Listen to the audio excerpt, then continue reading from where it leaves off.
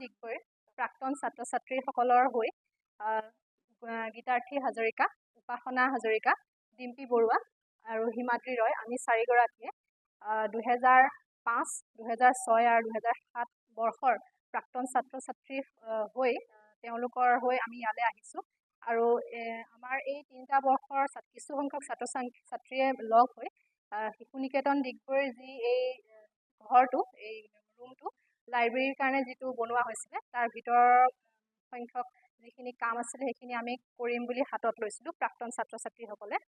তাৰে আমি এতিয়া লাইব্ৰেৰীটোত আমি লাইব্ৰেৰী হিচাপে আমি গঢ়ি তুলিবলৈ অলপমান চেষ্টা কৰিছোঁ। তাৰে আমি প্ৰাক্তন ছাত্ৰ ছাত্ৰীয়ে পইচা ডনেশ্যন তুলি তাৰে পইচাৰে এই ইয়াতে টেবুল 5খনকৈ টেবুল, তাৰপিছত লগতে বেঞ্চো আছে আৰু হেৰি কিতাপ 105খন কিতাপ, তাৰপিছতে আপোনাৰ ৰং তুলিকাৰে ৱালত ৰং তুলিকাৰে ছাত্ৰ ছাত্ৰীৰ আকৰ্ষণ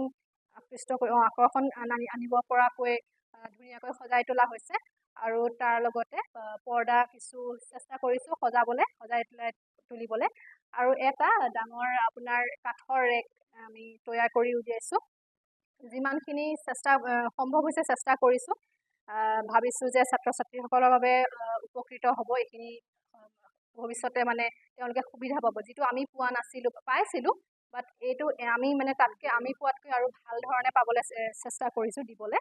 আৰু যিহেতু এতিয়া ছাত্ৰ ছাত্ৰীসকলে লাইব্ৰেৰীত আহি পঢ়িব পাৰিব, তেওঁলোকে সুযোগটো পাব। আৰু ইয়াতে শিক্ষক শিক্ষয়িত্ৰীসকলেও আজি আহি লাইব্ৰেৰীটো চাইছেহি, তেওঁলোকেও খুব শলাগ লৈছে যে ভাল হৈছে কামটো। আৰু ইয়াৰে শিশু নিকেতন ডিগবৈৰ প্ৰধান আবু হুছেইন ছাৰ, তেখেতে আমাক আশ্বাস দিছে যে আমি যিহেতু আজি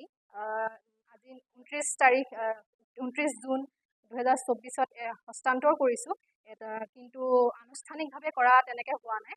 সেই আবু হুছেইন ছাৰে আমাক আশ্বাস দিছে যে 5 ছেপ্টেম্বৰত 2024 মানে অহা শিক্ষক দিৱসত আনুষ্ঠানিকভাৱে ইনগ্ৰেশ্যনটো কৰিব। তাত আমাক প্ৰাক্তন ছাত্ৰ ছাত্ৰীসকলকো মানে নিমন্ত্ৰণ জনাইছে যে আহিবলৈ। কিন্তু আমি চেষ্টা কৰিম যাতে আমি উপস্থিত থাকিব পাৰোঁ। আৰু সেয়াই আমি ইয়াতে ক'ব বিচাৰোঁ। ইতিমধ্যে মোৰ বান্ধৱী উপাসনা হাজৰিকাই সকলোবোৰ কথা আপোনালোকৰ আগত জনাইছে, তথাপিতো মই দুটা কথা ইয়াতে সংযোগ কৰিব বিচাৰিছোঁ। আমি লাইব্ৰেৰীটো প্ৰাক্তন ছাত্ৰ ছাত্ৰীসকলে লগ লাগি যিমানখিনি কৰিবলৈ চেষ্টা কৰিছোঁ আৰু ভৱিষ্যতেও আমি কৰি যাম বুলি আপোনালোকক কথা দিছোঁ। আৰু আজিকালি ল'ৰা ছোৱালীবিলাকৰ কিতাপৰ প্ৰতি আকৰ্ষণটো অলপ হ'লেও কমি আহিছে।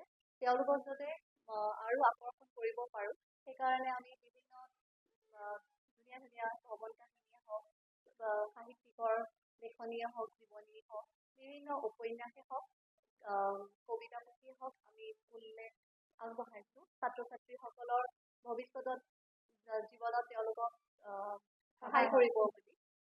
আৰু ইয়াতে আৰু এটা কথা মই সংযোগ কৰিব বিচাৰিছোঁ, ডিগবৈ দাঁতিকাষৰীয়া অঞ্চলৰ যিসকল ছাত্ৰ ছাত্ৰী আছে, তেওঁলোকেও ইয়াতে আহি পেলাই তেওঁলোকৰ কিতাপসমূহ ইয়াতে পঢ়িব পাৰিব। তেওঁলোকলৈও সদায় দুৱাৰ খোলা আছে।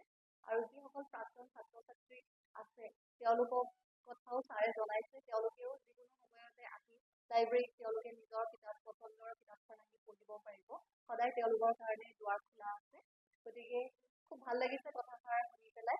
আমি ভৱিষ্যতলৈও ছাৰক আৰু সহায় সহযোগিতা আগবঢ়াম আৰু ছাৰো সহায় সহযোগিতা পাম বুলি আমি বিশ্বাস ৰাখিছোঁ।